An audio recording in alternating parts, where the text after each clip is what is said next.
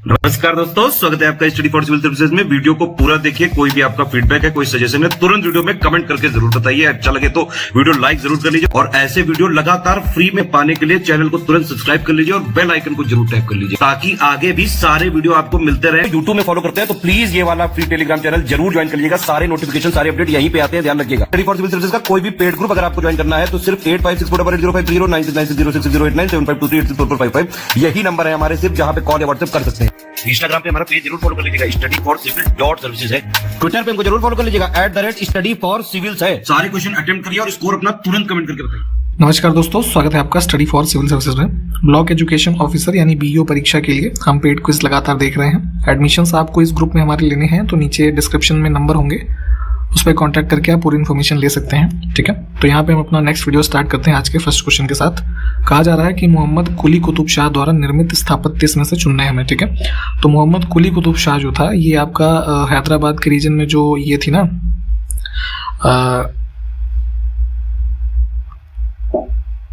कुतुब शाही dynasty, ठीक, तो उसका रूलर था ये 5वां।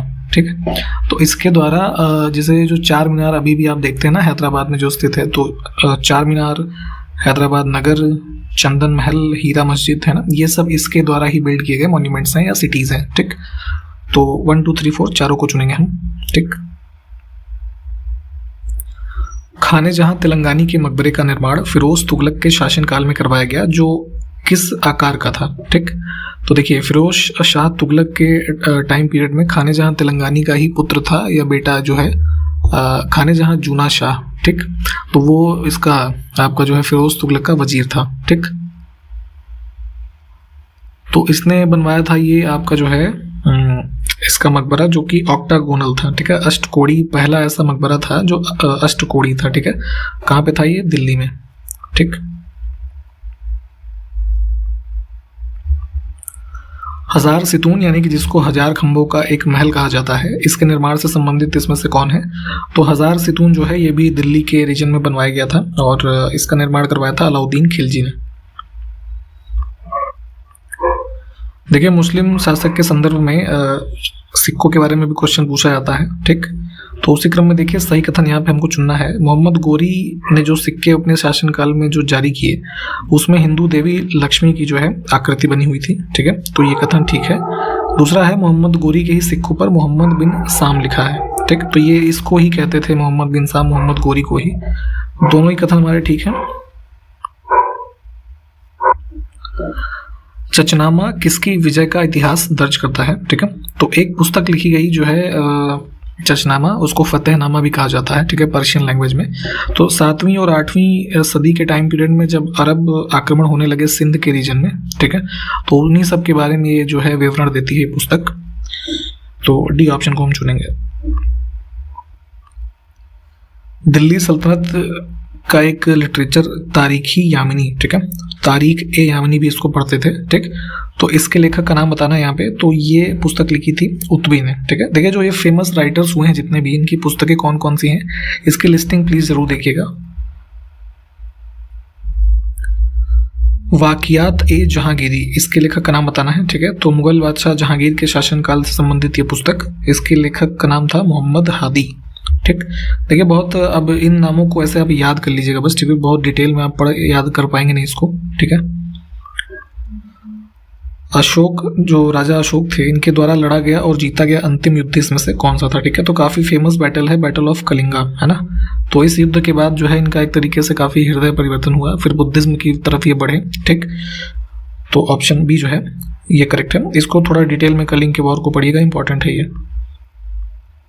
शेर शाह सूरी ने किस मुगल सम्राट को हराया था? ठीक है, तो सूर डायनेस्टी से संबंधित जो था ये शेर शाह सूरी, इसने यहाँ पे दूसरे मुगल बादशाह हुमायूं को हराया था। ठीक है, तो बाद में इनको भागना पड़ा था। तो ये पूरा इवेंट आपको ये वाला भी पता होना चाहिए।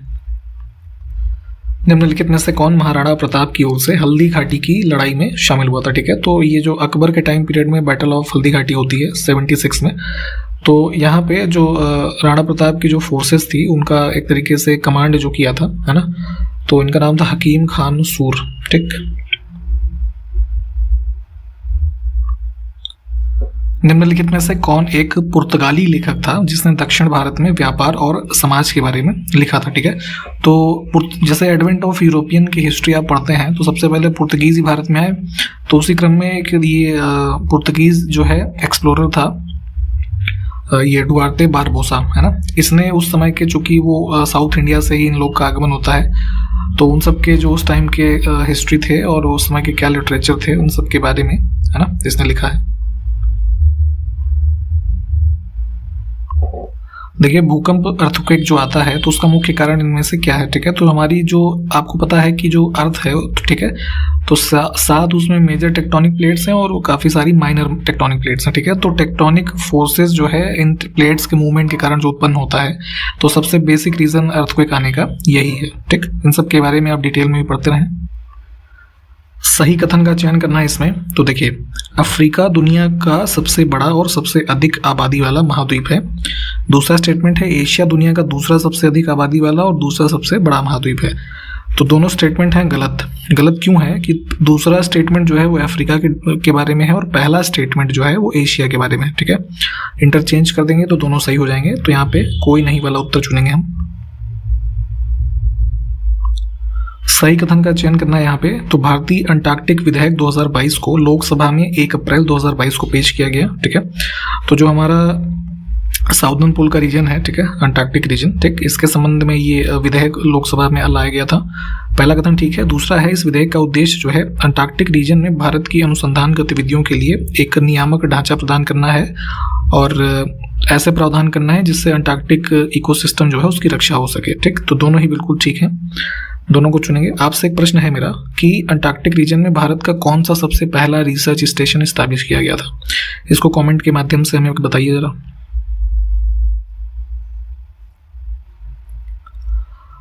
देखिए, कॉन्टिनेंट्स के बारे में आप पढ़ते हैं तो उनमें कुछ कुछ देशों की संख्या भी होती है। ठीक, तो उसी के संदर्भ में गलत युग्म को चुनना है।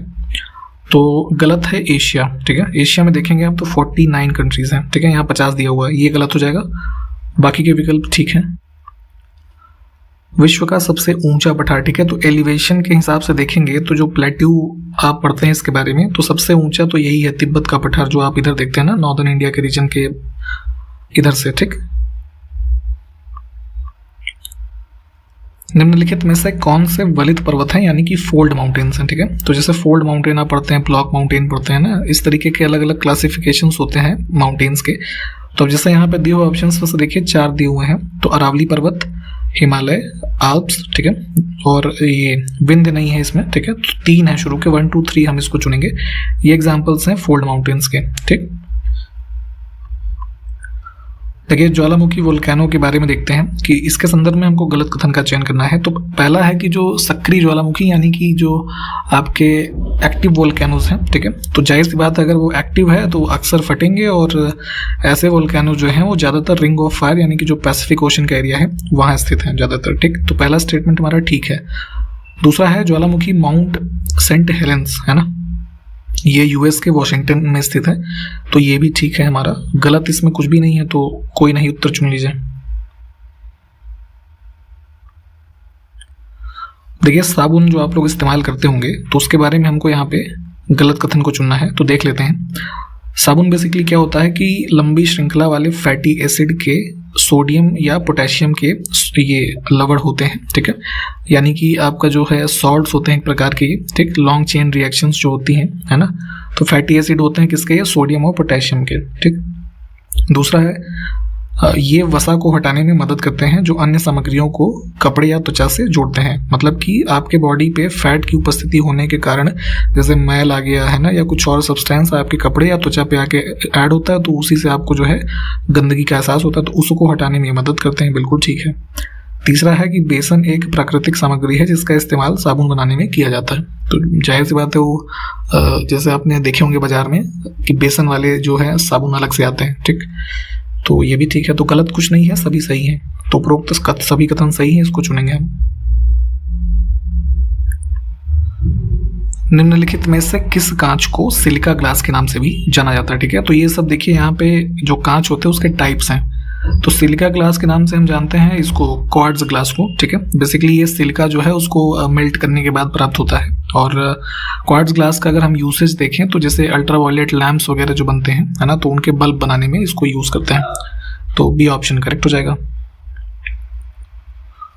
देखिए उर्वरक की बात हो रही है यहाँ पे, तो अलग अलग टाइप के उर्वरक जैसे यहाँ पे ये दे रखे हैं, ठीक है। तो इनका जो कह लीजिए इनको बनाने की प्रक्रिया है उसमें अलग अलग जो कंपोनेंट है इसके इंग्रेडिएंट उनको शामिल किया जाता है। तो सल्फ्यूरिक अम्ल यानी कि जो H2SO4 होता है, ठीक है, इसका एक तरीके से एक्सेसिव यूज यानी कि लार्ज अमाउंट में यूज जो है किस प्रकार के फर्टिलाइजर को बनाने में किया जाता है, तो जो फॉस्फेटिक हमारे फर्टिलाइजर्स होते हैं, है ना, इनको बनाने में इसको यूज करता है।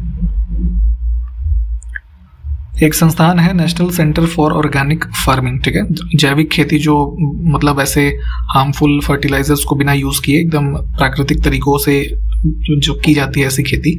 तो इसके जो है संदर्भ में एक इंस्टीट्यूशन है भारत में, राष्ट्रीय जैविक खेती केंद्र। तो ये कहाँ स्थित है ये बताना है, ठीक है। तो ये जो है आपके उत्तर प्रदेश के गाजियाबाद में है, ठीक।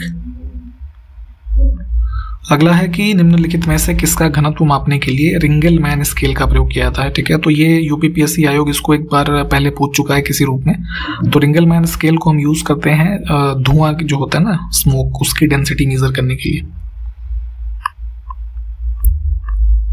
कृत्रिम वर्षा के बारे में गलत कथन का चयन करना है, ठीक है। आर्टिफिशियल रेन के बारे में बात हो रही है।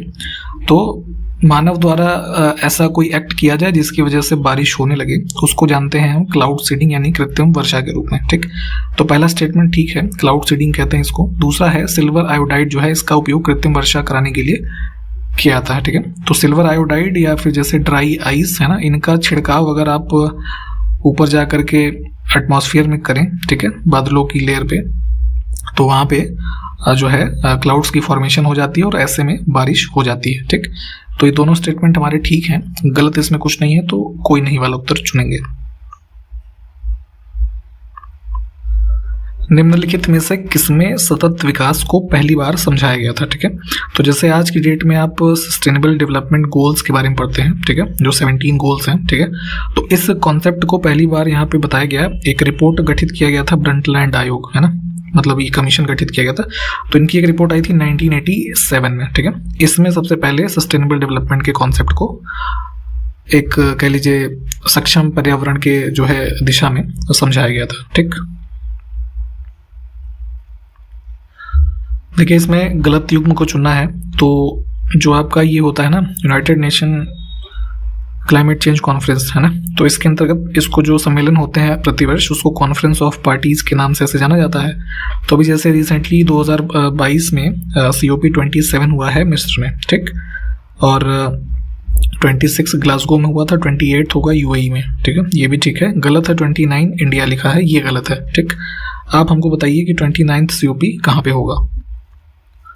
अब सस्टेनेबल डेवलपमेंट गोल्स की संख्या कुल 17 पढ़ते हैं, तो इसमें से कौन सा एक नहीं है, ठीक। तो देखिए पहला है नो पॉवर्टी, ठीक, दूसरे पे है शून्य भूखमरी यानी 0 हंगर, तो ये गोल नंबर 2 है। क्वालिटी एजुकेशन जो है ये आपका 4 नंबर गोल है। क्लीन वाटर एंड सैनिटेशन ये 6 नंबर गोल है, ठीक है। सार्वभौमिक प्राथमिक शिक्षा यानी यूनिवर्सल प्राइमरी एजुकेशन का कोई भी गोल नहीं है, ठीक।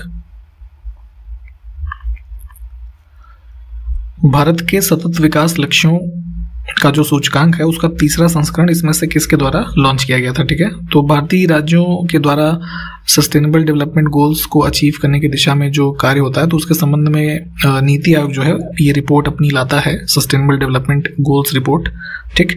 तो उसी क्रम में तीसरी रिपोर्ट लास्ट आई थी जो है वर्ष 2021 में, ठीक। जलवायु परिवर्तन पर संयुक्त राष्ट्र फ्रेमवर्क कन्वेंशन यानी कि UNFCCC, ठीक है, इसको किस रूप में भी जाना जाता है, ठीक। तो 1992 में जून में ब्राजील में रियो डी जेनेरियो में अर्थ समिट होता है, ठीक है।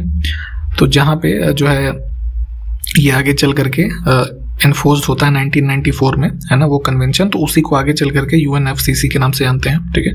और 197 कंट्रीज के द्वारा जो है इसको रेटिफाई भी किया गया है। तो बी ऑप्शन को चुनेंगे। भारत के महापंजीयक के बारे में सही कथन चुनना है हमको, ठीक है। तो रजिस्ट्रार जनरल की बात हो रही है। तो देखिए इस इंस्टीट्यूशन की स्थापना कह रहे हैं कि 1960 में हुई थी, तो ये गलत है, 1961 में हुई थी, ठीक। और दूसरा है कि यह भारत की जनगणना और भारतीय भाषा सर्वेक्षण सहित भारत के जनसांख्यिकी सर्वेक्षणों के परिणामों की व्यवस्था, संचालन और विश्लेषण करता है, ठीक है। तो ये सारे इनके वर्क्स हैं, जितने भी डेमोग्राफिक सर्वे है, सेंसस ऑफ इंडिया जो 10 साल पे होता है, लिंग्विस्टिक सर्वे भाषाई आधार पे जो भी चीज़ें हैं, ये सब इनके कार्य होते हैं, ठीक है। तो सिर्फ 2 वाला चुनेंगे क्योंकि पहला 61 का है। नेक्स्ट है कि भारत में जन्म और मृत्यु का पंजीकरण जो होता है, तो इसमें से किस अथॉरिटी के द्वारा नियुक्त पदाधिकारियों के द्वारा ये सब किया जाता है, ठीक। तो संबंधित जो राज्य सरकारें होती हैं, ठीक है, ये registration of death and birth ये सब इनके द्वारा ही अपॉइंटेड जो अथॉरिटीज़ हैं, स्पेशली जैसे म्यूनसिपैलिटीज़ वगैरह है ना, तो इनके द्वारा ये चीज़ें होती हैं। निम्नलिखित में से कौन सा जनसंख्या परिवर्तन का एक महत्वपूर्ण निर्धारक है, ठीक है। तो पॉपुलेशन चेंज होने का एक सबसे इम्पोर्टेंट जो डिटर्मिनेशन है, ठीक है, डिटर्मिनेंट है, वो होता है प्रवास, है ना। लोग माइग्रेट करते हैं एक जगह से दूसरी जगह पे, ठीक है। तो ये हमारा उत्तर इसमें से करेक्ट होगा। एक निश्चित समय पर लिंग और आयु के आधार पर जनसंख्या के विभाजन को दर्शाने वाले आरेख को आप किस रूप में जानते हैं, ठीक है।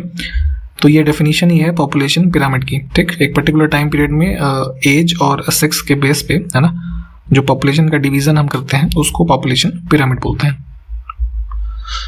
देखिए 73rd अमेंडमेंट किया गया था कॉन्स्टिट्यूशन में 1992 में, तो उसके द्वारा संविधान में क्या क्या शामिल किया गया, तो यहाँ पे देखिए भाग एक नया जोड़ा गया 9, जिसको नाम दिया गया पंचायत, ठीक। अब इस भाग में आर्टिकल 243 से लेकर के 243O तक के आर्टिकल्स दिए हुए हैं, ठीक। और एक अनुसूची जोड़ी गई जिसको आपने नाम दिया 11वीं अनुसूची, ठीक।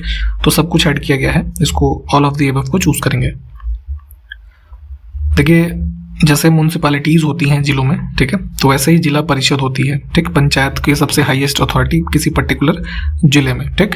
तो अगर किसी जिला परिषद को भंग करना है, मान लीजिए उसका कॉम्पोजिशन चूंकि 5 वर्षों पे चुनाव होते हैं ना, तो मान लीजिए कि अगर समय से पूर्व उसको भंग करना है, मान लीजिए अविश्वास प्रस्ताव हो गया या कुछ ऐसी कंडीशन हो गई, तो ये निर्णय कौन ले सकता है, तो ये राज्य की जो सरकार होगी वो ऐसा कर सकती है।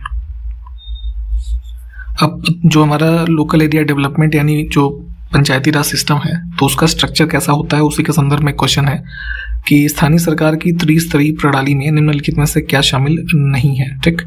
तो सबसे ऊपर होती है जिला परिषद, ठीक है, फिर पंचायत समिति होती है दूसरे पे, फिर ग्राम पंचायत, है ना। ग्राम समिति जैसा कुछ नहीं होता।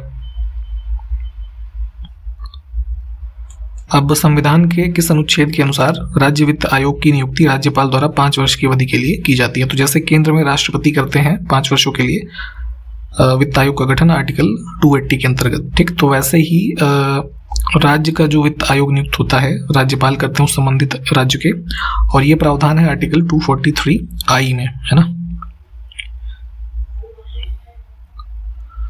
देखिए पंचायती राज के संदर्भ में भारत में अलग अलग समय पे कई सारी कमेटीज अलग अलग सरकारों ने गठित की, तो उसी क्रम में राजीव गांधी की सरकार द्वारा 1986 में यही लोकतंत्र और विकास के लिए पंचायती राज संस्थान के पुनरुद्धार पर कौन सी समिति नियुक्त की थी, ठीक है। तो यहाँ पे जैसे अब ये सभी लगभग संबंधित हैं हमारे पंचायती राज पे ही, अलग अलग रिकमेंडेशन कमेटियों ने दिया, तो राजीव गांधी ने नियुक्त किया था इसमें जो है आपका LM सिंघवी समिति, ठीक।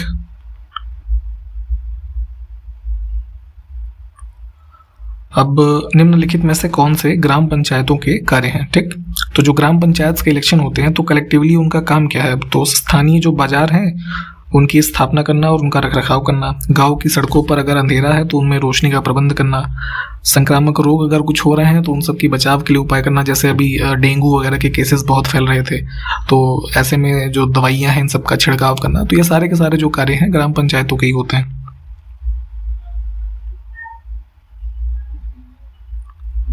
भारत में प्रतिवर्ष पंचायती राज दिवस मनाया जाता है, ठीक। तो किस दिन मनाते हैं इसको, तो ये जो है 24 अप्रैल को मनाते हैं। भारत में पंचायती राज प्रणाली का मूल उद्देश्य जो है क्या सुनिश्चित करना है, ठीक। तो पंचायती राज सिस्टम जो है भारत में मेन ऑब्जेक्टिव जो लाया गया इसको इस ऑब्जेक्टिव के साथ कि डेमोक्रेटिक डिसेंट्रलाइजेशन हो सके, ठीक है, सबसे लोवेस्ट लेवल तक जो है डेमोक्रेसी की पहुंच हो, है ना। तो ये इसका मेन उद्देश्य है। जिला योजना समिति का उल्लेख संविधान के किस अनुच्छेद में है? ठीक है, तो पंचायत का 9वां भाग है, 9वें के बाद 9A पार्ट है। ठीक है, इसमें म्यूनिसिपैलिटीज से संबंधित प्रावधान है। तो आर्टिकल ये है 243ZD है ना, इसके अंतर्गत जो डिस्ट्रिक्ट प्लानिंग कमेटी है इसके गठन का प्रावधान है। उत्तर प्रदेश में पंचायती राज विभाग जो है कब बनाया गया था? ठीक, तो देखिए ये काफ़ी इंपॉर्टेंट है। आज़ादी के बाद ही जो है 1948 में पंचायती राज विभाग हमने बना लिया था उत्तर प्रदेश में। अभी देखिए हमने ऊपर 73rd अमेंडमेंट के बारे में देखा था कि उसमें 11वीं अनुसूची संविधान में ऐड की गई थी। तो उसी क्रम में एक अमेंडमेंट हुआ 74th अमेंडमेंट है ना, 1992 में ही। ठीक, तो इसमें हमने 12वीं अनुसूची जोड़ा है ना, म्यूनिसिपैलिटीज या नगर निगम जो है ना, इनके प्रावधान वाली। तो बी ऑप्शन को चुन लेंगे। देखिए सेंसस अभी नया हुआ नहीं है, तो 2011 का ही आंकड़ा हम लोग पढ़ रहे हैं। ठीक, तो उसी क्रम में 2011 की जनगणना के अनुसार भारत के किस राज्य में अनुसूचित जाति की जनसंख्या जो है वो 0 है? तो 2011 में जो रिकॉर्डेड पॉपुलेशन है नागालैंड की है ना, उसमें जो है वहाँ पे शेड्यूल्ड हमारी जो कास्ट है इनकी कोई भी जनसंख्या नहीं है। ट्राइबल डोमिनेटेड एक तरीके से स्टेट्स हैं ये सब। भारतीय संविधान की 6ठी अनुसूची में कुछ राज्यों में जनजातीय क्षेत्रों के प्रशासन का प्रावधान है। ठीक, तो निम्न में से किस राज्य का उल्लेख उस सूची में नहीं है? ठीक, तो जो हम 12 कुल सूचियां पढ़ते हैं तो उसमें से जो 6ठी है ना, तो इसमें ये शेड्यूल्ड ट्राइबल एरियाज के जो एडमिनिस्ट्रेशन है कुछ स्पेशल प्रोविजंस के साथ उनके बारे में प्रावधान दिए हुए हैं। तो यहाँ पे इसमें 4 राज्य हैं, असम, मेघालय, मिजोरम और त्रिपुरा है ना, मणिपुर नहीं है। ठीक, तो यहाँ तक हमने आज के इस वीडियो में सारे क्वेश्चंस देखे हैं। जो भी क्वेश्चंस हमने आपसे पूछे होंगे प्लीज़ उसको कमेंट करके बताइएगा। हम इस सीरीज़ को आगे कंटिन्यू रखेंगे। नेक्स्ट वीडियो में मिलते हैं आपसे, तब तक के लिए नमस्कार, जय हिंद।